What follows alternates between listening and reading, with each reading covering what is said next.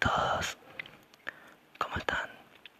Soy yo de vuelta en otro video ASMR. En esta ocasión quería hacer un poco de lectura de este libro que ven en pantalla, que se llama Misery. Es un libro de Stephen King muy conocido. Muchas personas seguramente lo conocen por la película. Yo realmente no vi la película, o sea, la vi, pero vi una parte, la vi por partes en realidad. Está, por lo que vi, está bastante buena la película, pero bueno, como siempre en todas las adaptaciones, nada se compara a los libros, y este libro es excelente. Bueno, como prácticamente todos los libros de Stephen King, es uno de mis autores preferidos. Y bueno, hoy quería hacer un poco de lectura. Quería aprovechar también que pude lograr que en mi canal se pudieran subir videos más largos. Así que voy a aprovechar eso, porque antes los videos podía subirlos hasta 15 minutos y era como que me quedaba siempre corto. No podía aprovechar, bueno, no podía hacer videos más largos, que son mucho mejores, en mi opinión por lo menos. O sea, cuanto más largo, mejor para mí los videos SMR. Porque, bueno, qué sé yo, tal vez algún video te cause una sensación a más largo plazo.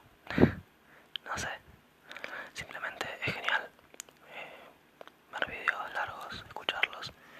Bueno, al ser un video de lectura, obviamente necesito luz. Este es distinto a los últimos videos que venía subiendo, porque necesito luz para poder leerlo, obviamente. Así que bueno, nada, quería hacer un poco de lectura. Había un usuario que me había pedido también hacer algo de lectura, así que bueno, vamos a comenzar. Bueno, básicamente este libro trata de una mujer con problemas mentales que se encuentra a su autor preferido, el autor de la novela Misery, y lo secuestra con las supuestas intenciones de ayudarlo, porque él había tenido un accidente automovilístico, un accidente con su auto. Y bueno, ella lo lleva a su casa y al principio parecía que solamente quería ayudarlo, pero ya rápidamente vas viendo que no está muy bien de la cabeza la señora que lo recoge, digamos, y que sus únicas intenciones son secuestrar a su autor preferido. Y bueno, las cosas se van tornando a medida que va pasando el libro más siniestras. Bueno, básicamente esa es la idea de esta novela. Así que sin más preámbulos vamos a leer un poco. Empiezo desde la primera. A ver, esperen.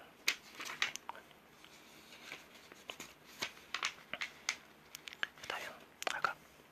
Hace mucho que no lo leo. Bueno, pero a veces los sonidos, igual que el dolor, se desvanecían y entonces quedaba solo la bruma. Recordaba la oscuridad. Antes de la niebla había habido una sola oscuridad, una sólida oscuridad. Sería la señal de que estaba mejorando, que se hiciera la luz aún de la más brumosa variedad, y que la luz fuera buena y todo lo demás. Habían existido esos sonidos en la oscuridad. No sabía la respuesta de ninguna de esas preguntas. Tenía sentido tratar de responderlas.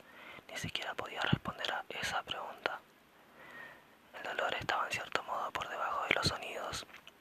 El dolor estaba al este del sol y al sur de sus oídos. Eso era todo lo que sabía. lapso largo, que pareció muy largo, y lo era, ya que el dolor y la bruma tormentosa eran las únicas dos cosas que existían. Esos sonidos fueron la única realidad exterior. No tenía idea de quién era o dónde estaba, y no le importaba. Deseaba estar muerto, pero en medio de la bruma empapada de dolor que llenaba su mente como una nube de lluvia en verano, no sabía no sabía que lo estaba deseando. A medida que el tiempo pasaba, tomó conciencia de que había periodos de ausencia de dolor y notó que tenían una cualidad cíclica. Y por primera vez, desde que abandonó esa tiniebla total que había prolongado la bruma, tenía un pensamiento aparte de esa incomprensible situación. Se trataba de un recuerdo, el enorme fragmento de una viga que asomaba de la arena en la playa Rever.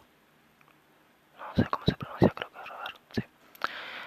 Su madre y su padre lo llevaban con frecuencia a la playa Rever cuando era chico, y él siempre insistía en que se instalaran en un sitio desde donde pudiera vigilar esa viga, a la que veía como el único colmillo invisible de un monstruo enterrado. Le gustaba quedarse sentado y mirar cómo el agua subía hasta cubrir la viga.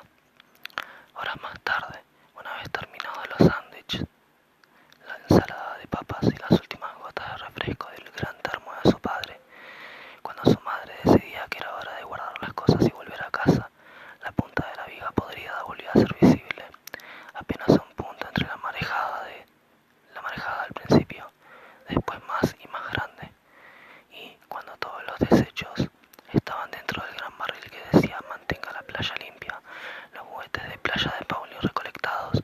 Me llamo Pauli, soy Pauli, y esta noche mamá me pondrá aceite Johnson donde me quemé con el sol. Pensó dentro de la nube tempestuosa en la que vivía ahora. Y la lona plegada, la viga había reaparecido casi por completo, con su superficie oscura y pulida por el mar rodeada de espuma. Era la marea, había tratado de explicarle el padre, pero él sabía que era la viga.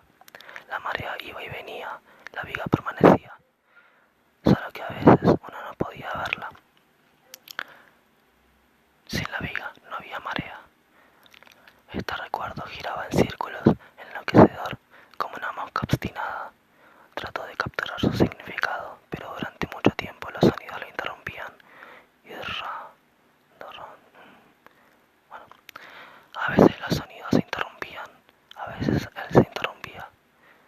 Su primer recuerdo realmente claro de este ahora fuera de la bruma tormentosa, era la sensación que tuvo de pronto de que simplemente no podía seguir respirando, y eso no le parecía nada mal, le parecía perfecto. Podía soportar cierto grado de dolor, pero había límites y se alegraba de abandonar el juego. Entonces sintió una boca pegada a la suya, una boca que era inconfundiblemente de mujer pese a la dureza y sequedad de los labios. El aliento de esa boca de mujer soplaba en su propia boca y le bajaba por la garganta hasta hinchar los pulmones, y cuando los labios se apartaron pudo oler por primera vez a su guardiana. La olió en el aliento que ella le había introducido por la fuerza, tal como un hombre puede introducir por la fuerza una parte de sí en una mujer que no lo desea. Ese olor era una horrible combinación de galletitas de vainilla, helado de chocolate, grasa de pollo y crema de maní. Entonces oyó una voz chillando: respira, maldito seas, respira, Paul. Los labios volvieron a pegarse a los suyos. El aliento corrió otra vez por su garganta. Corrió como la ráfaga húmeda que sigue a un tren subterráneo lanzado a toda velocidad, arrastrando restos de diarios y envoltorios de caramelos. Luego los labios se apartaron y él pensó: por todos los santos que no me entre nada por la nariz. Pero no pudo evitarlo y ese hedor, ese maldito hedor. Respira, maldito seas, gritó la voz invisible, y él pensó: haré cualquier cosa, pero no vuelvas a hacer eso, no me contamines más. Y lo intentó, pero antes de que pudiera empezar los labios volvían a pegarse a los suyos y ella volvía a violarlo con su aire. Esta vez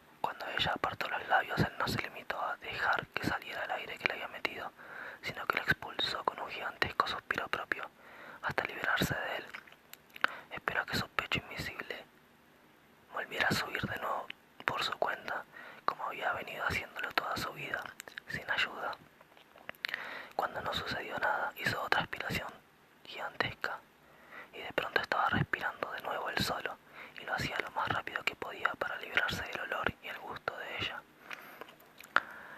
El aire normal nunca le había parecido tan maravilloso.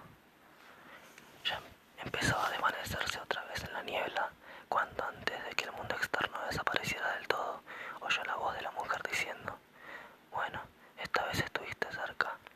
No lo bastante cerca, pensó él, y se durmió. Soñó con la viga, tan real que casi podía estirar la mano y acariciar su curva de un negro verdoso. Cuando volvió a su estado anterior de semi-inconsciencia, pudo relacionar la viga y su situación actual. La comprensión parecía venir flotando hasta sus manos. El dolor no era una marea. A eso se reducía la lección del sueño, que en realidad era un recuerdo. El dolor solo parecía ir y venir. El dolor era como la viga, a veces cubierto y a veces invisible, pero siempre allí. Cuando el dolor no estaba desgarrándola a través del gris profundo de su nube, sentía una atontada gratitud, pero ella no se engañaba. Seguía ahí, esperando el momento de volver. Y no había una viga, sino dos, y una parte de él supo desde mucho tiempo, antes que el resto de su mente, que esas dos vigas eran sus propias piernas rotas. Pero pasó todavía mucho tiempo antes que al fin pudiera romper la saliva seca que le había pegado a los labios y dijera con un granido quebrado: «¿Dónde estoy?».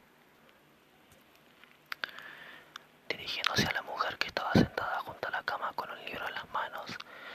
El nombre del autor del libro era Paul Sheldon. Lo reconocía como su propio nombre, sin sorprenderse. «En Sidewinder, Colorado», dijo ella cuando él al fin pudo hacer la pregunta. «Yo soy Annie Wilkes». «Tú, lo sé», dijo él, «mi admiradora número 1». «Sí», dijo sonriendo. «Eso es precisamente lo que soy». Oscuridad, después el dolor y la bruma, después la comprensión de que aunque el dolor era constante, a veces quedaba enterrado por la acción de una frágil alternativa que suponía era el alivio. El primer recuerdo real, la paralización de sus pulmones y cómo fue devuelta a la vida por la imperiosa y malolienta respiración de esa mujer.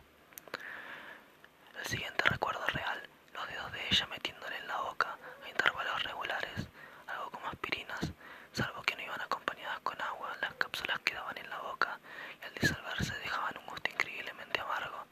Habría querido escupirlas, pero sabía que no era aconsejable hacerlo, porque era el gusto amargo el que hacía subir la marea hasta cubrir la viga.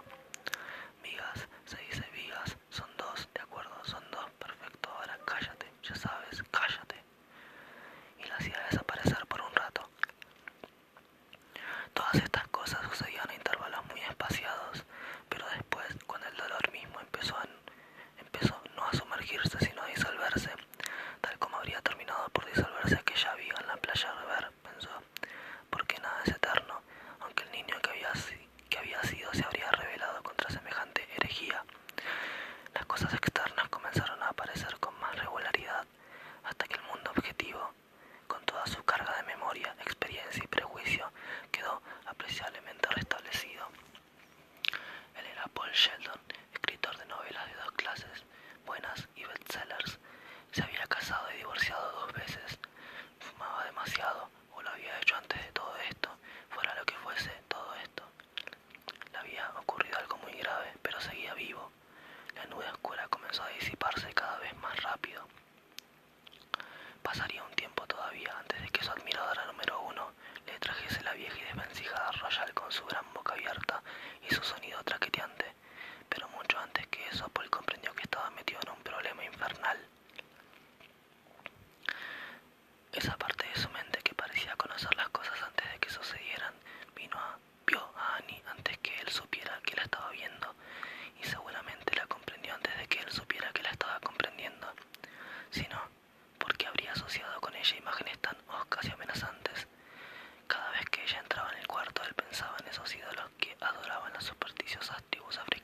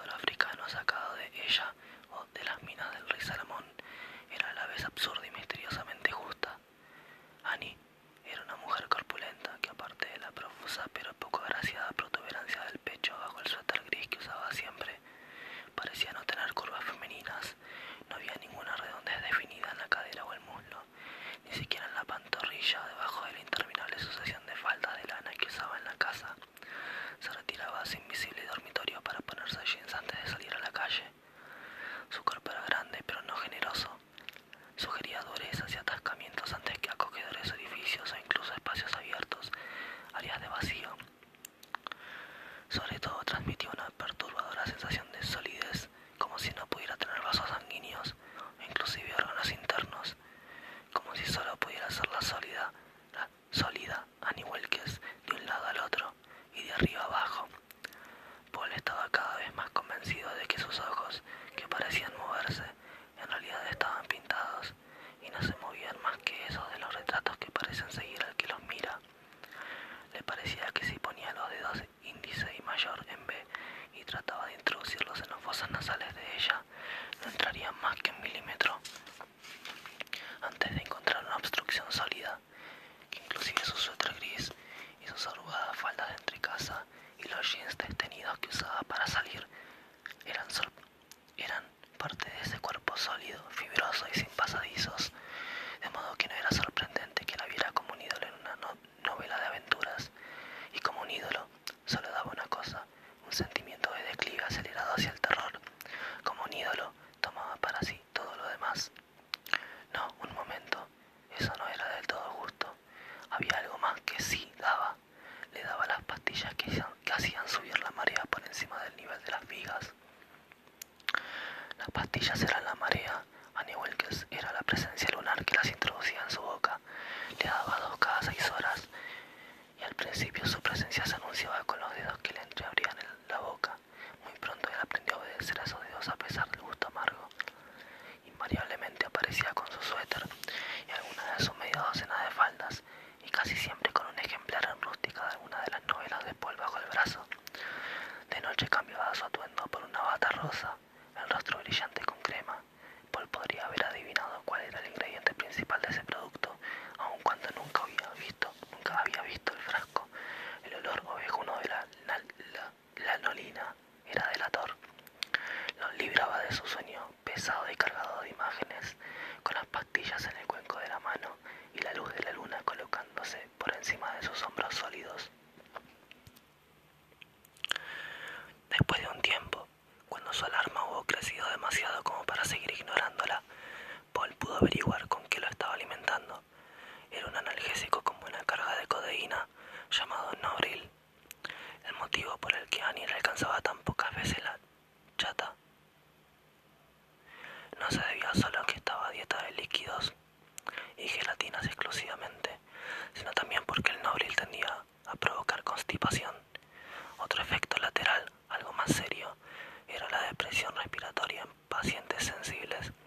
Paul no era especialmente sensible, aun cuando había sido un fumador empedernido durante casi 18 años, pero su respiración se había detenido de todos modos, por lo menos en una ocasión. Quizás hubiera habido otras en la bruma que no recordaba, aquella vez en que ella le hizo respiración boca a boca. Podía haber sido un simple accidente, pero Paul sospechaba que había estado a punto de morir por una sobredosis accidental de Nobril. Ella no sabía tanto como creía del oficio que estaba realizando, lo cual era solo una de las cosas de Annie que lo aterrorizaban. Descubrió 3 cosas casi simultáneamente, unos 10 días después de haber salido de la nube oscura. La primera, que Annie Wilkes tenía una gran provisión de Nobril, en realidad tenía muchas drogas de todo tipo. La segunda, que se había hecho adicto al Nobril. La tercera, que Annie Wilkes estaba peligrosamente loca. La oscuridad había precedido el dolor y la nube tormentosa. Paul empezó a recordar qué había antes de la oscuridad, cuando Annie le contó lo ocurrido. Esto fue poco después de que él despertó e hizo la tradicional pregunta. Y ella le dijo que estaba en una pequeña ciudad del estado de Colorado, Sidewinder. Además le contó que había leído cada una de sus 8 novelas por lo menos 2 veces, y sus más favoritas, las protagonizadas por Misery, 4, 5, quizás 6 veces. Lo único que había deseado siempre era que él pudiera escribir más rápido. Le contó también que casi no podía creer que su paciente fuera realmente ese Paul Sheldon, inclusive después de ver los documentos en su billetera. A propósito, ¿dónde está mi billetera?, preguntó él. Te la guardé, por supuesto, dijo ella. Su sonrisa se transformó en un gesto de suspicacia que a él no le gustó.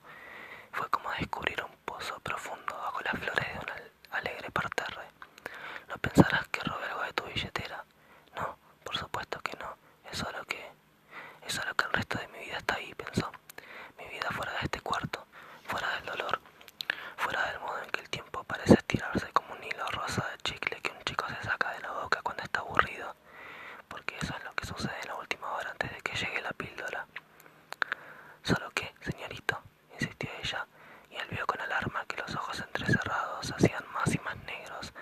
El pozo se hacía más profundo, como si tuviera lugar un sismo bajo su frente.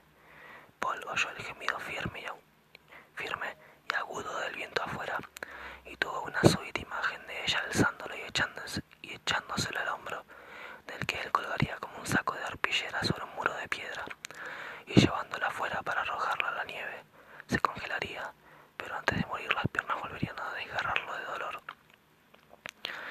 Es solo que mi padre siempre decía que no perdiera de vista mi billetera, dijo sorprendido él mismo de la facilidad con que pudo mentir. Su padre se había destacado por no prestarle a Paul más atención que la indispensable, y por lo que Paul podía recordar, en toda su vida no le había dado más que un consejo. En el cumpleaños número 14 de Paul, le entregó un preservativo en un envoltorio metálico. Llévalo siempre en la billetera, le dijo Roger Sheldon, y si alguna vez te excitas manoseando a una chica en el autocine, tómate un segundo y colócatelo. Ya hay demasiados bastardos en el mundo y no quiero que debas enrolarte en la marina a los 16. Ahora Paul siguió. Supongo que fueron tantas las veces que me dijo que no perdiera de vista la billetera, que se me quedó grabado para siempre. Si la ofendí, lo lamento de veras. Ella se distendió. Sonrió. El pozo se cerraba. Las flores de verano volvían a ondular alegremente. Él pensó que si metía la mano a través de su sonrisa no encontraría más que una flexible oscuridad. No me ofendí. Está guardada en un lugar seguro. Espera, tengo algo para ti.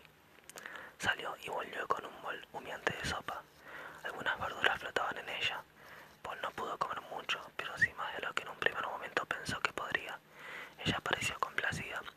Fue mientras tomaba la sopa que ella le contó lo que había pasado, y él lo recordó todo mientras la escuchaba, y pensó que era bueno enterarse de cómo pudo alguien terminar en una cama con las piernas quebradas, pero el modo en que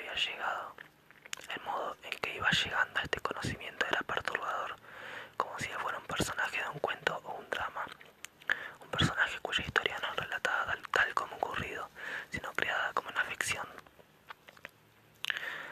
Ella había ido a Sidewinder en su auto a comprar alimento para sus animales y algunas provisiones para ella, y también para ver los nuevos libros de bolsillo que hubieran llegado al supermercado Wilson. Eso había sido el miércoles de 2 semanas atrás, y los libros de bolsillo nuevos siempre llegaban los martes. En realidad yo estaba pensando en ti, dijo ella, acercándole una cucharada de sopa a la boca y luego profesionalmente secándole con la servilleta una gota que le caía por la comisura. Por eso es una coincidencia tan increíble. Esperaba que hubieran recibido por fin El hijo de miseria en un libro de bolsillo, pero no tuve suerte. Se anunciaba tormenta, dijo Annie, pero hasta el mediodía los pronósticos seguían afirmando que las nubes tomarían la dirección del sur, hacia Nuevo México y Sangre de Cristos. Sí, dijo él, recordando todo al oírla. Decían que se desviaría. Fue por eso que salí. Trató de mover las piernas. El resultado fue un horrible relámpago de dolor y gimió. No hagas eso, dijo ella. Si esas piernas tuyas se pusieran a hablar, Paul, no lograríamos hacerlas callar. Y no puedo darte más pastillas hasta dentro de 2 horas. Ya te estoy dando demasiado. ¿Por qué no estoy en un hospital?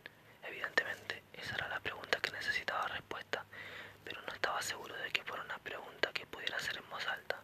Todavía no, al menos. Cuando llegué al supermercado, Tony Robert me dijo que debía apurarme si quería volver aquí antes de que se desatara la tormenta, y yo le dije, ¿a qué distancia estamos del pueblo?, preguntó él. Un trecho, dijo ella vagamente, mirando hacia la ventana. Hubo un incómodo intervalo de silencio y Paul se asustó al ver lo que vio en la cara de ella, porque lo que había allí era nada. Era la negra nada de un pozo o una grieta en la falda de una montaña, una oscuridad de la que no emergían flores y donde la caída podía ser profunda. Era el rostro de una mujer que había quedado libre de toda atadura con su vida, una mujer que había olvidado no solo lo que estaba relatando, sino la memoria misma. Paul había visitado una vez una clínica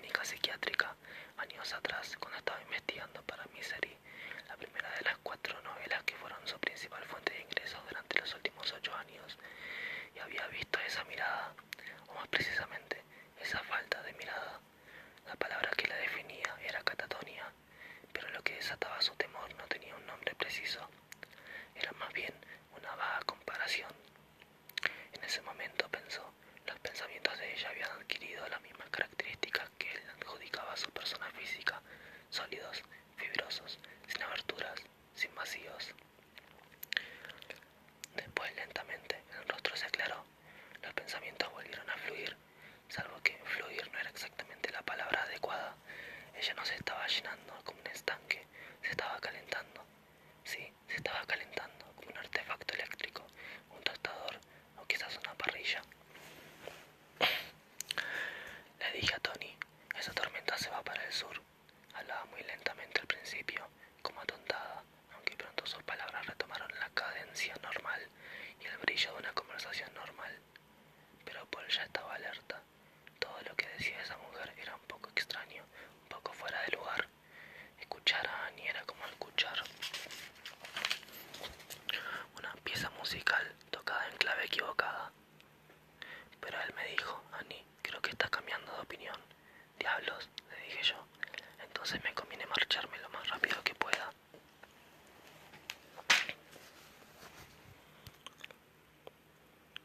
Yo me quedaría en el pueblo si fuera usted, Annie, me dijo él. Están diciendo por la radio que será una tormenta con todas las de la ley. Y nadie está preparado. Pero por supuesto yo tenía que volver.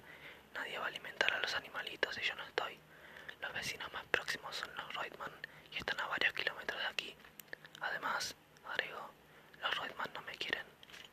Al decir esto último le dirigió una mirada rápida y como él no respondiera golpeó de modo perentorio la cuchara en el borde del plato. ¿Listo? Sí, estoy satisfecho. Gracias, muy rica. Tiene muchos animales. ¿Por qué estaba pensando él? Si los tiene, eso significa que necesitará ayuda. Un peón por lo menos. Ayuda era la palabra mágica. A esta altura parecía la palabra mágica. Había visto que Annie no llevaba alianza. No muchos, respondió. Media docena de gallinas ponedoras, 2 vacas y Misery. Él parpadeó. Quizás te parezca una falta de respeto, dijo ella riéndose, que haya bautizado a una marrana con el nombre de la valiente y hermosa mujer que inventaste. Pero así se llama, y no es falta de respeto. Después de pensarlo un momento agregó, es muy amistosa. La mujer arrugó la nariz y por un instante se transformó en una marrana, hasta en el detalle de unos pelitos que le crecían en el mentón. Soltó un sonido porcino. Oink, oink, oink. Paul la miraba con los ojos muy abiertos. Ella no le prestó atención. Otra vez se había alejado. Otra vez tenía la mirada oscura y perdida. En sus ojos no se reflejaba más que la luz de la lámpara en la mesita de noche.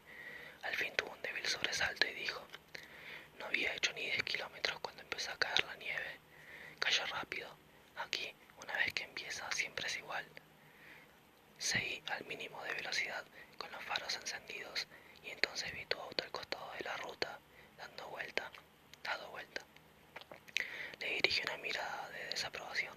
No llevaba las luces encendidas. Me tomó por sorpresa, dijo él, recordando solo en ese momento cómo había sido tomado por sorpresa. Todavía no recordaba que además había estado muy borracho. Me detuve, dijo ella. Si hubiera sido en una subida, no lo habría hecho. No es muy cristiano, lo reconozco.